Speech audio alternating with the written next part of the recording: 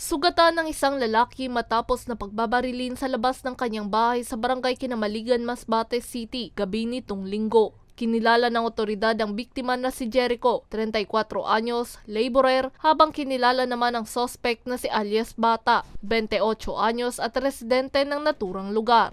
Batay sa investigasyon, nakatayo ang biktima ng bigla na lamang pagbabarili ng sospek na agad naman na tumakas. May tama ang biktima sa iba't ibang parte ng kanyang katawan.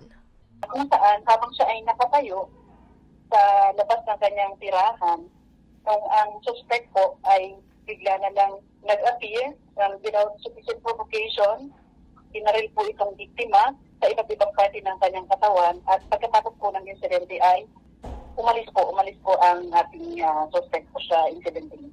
So, nag-sustain po siya ng injuries po o gunshot po sa iba't ibang parts po ng kanyang katawan. Lumalabas sa investigasyon na may hindi pagkakaintindihan ng biktima at ang suspect na posibleng motibo sa pamamaril. Kaagad na nadakip ang suspect sa isinagawang hot pursuit operation kinabukasan.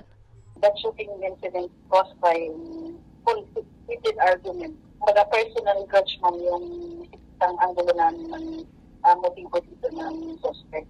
Right after the incident po, nagkaroon po kami ng hot pursuit operation. Wala po na nangyari yung incident.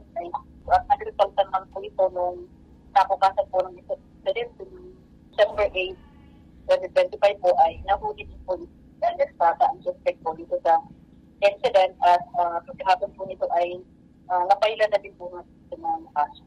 Sa ngayon, patuloy na nagpapagaling ang biktima dahil sa tinamon nitong mga tama ng bala. Posible namang maharap ang suspect sa kasong frustrated murder.